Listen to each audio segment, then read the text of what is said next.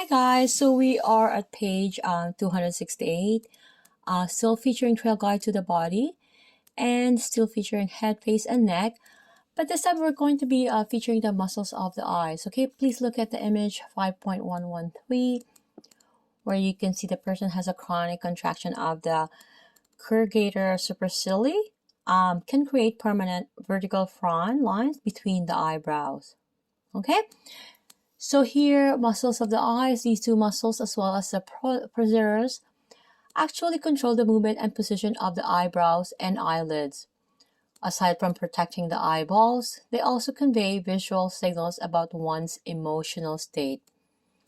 So this is an effective communication system because we instinctively glance at a person's eye region first for a hint of their underlying mood or intention. Okay, so corrugator supercilii, Charles Darwin called this the muscle of difficulty. Okay, because of its involvement with anything demanding, which is the emotional, mental, or physical. So located beneath the medial portion of the eyebrow, the corrugator draws the eyebrow medially and inferiorly. So bilateral contraction can form vertical wrinkles between the eyebrows, often creating a frown associated with anger, worry, or perplexion. Okay, so looking at the image 5.114, so locate the CS by squeezing the tissue under the medial eyebrow. Okay, so moving on to the Orbicularis E Coli. So if you can see the image here, we're at 5.115, a glass of water in the face will activate the coli. Okay, so the sphincter muscle encircles the eye and is responsible for closing the eyelid. So the thicker outer fibers form the orbital part of the muscle. They can squeeze the eyelid together or hold it in a partially closed position of a squint, so creating an expression of distrust. So the inner fibers, the palpebral part of the muscle involuntarily close the eyelid during blinking and sleeping. Okay, so smiling with your eyes will engage the lateral portion of your E. coli, but over time, the chronic contraction of this muscle will form radiant creases of your skin called crow's feet. Okay, so looking at the image here, 5.116, so palpate the tissue surrounding the eye to locate the E. coli.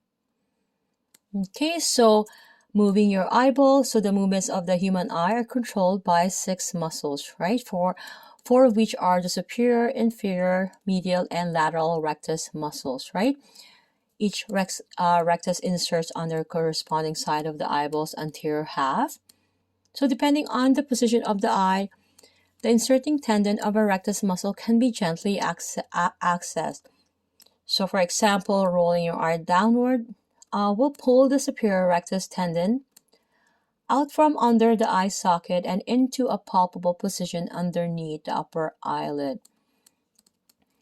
A 7th muscle, levator palpebrae superioris, attaches to the undersurface of the upper eyelid and is responsible for raising the eyelid. Okay, so we have here the lateral view of the right eye. So the levator palpebrae superioris and superioris rectus. So medial rectus, and we have the lateral rectus here, and of course the inferior rectus. Okay, again, this is the lateral view of the right eye, or the lateral view of the right eye. I'll see you guys on page 269.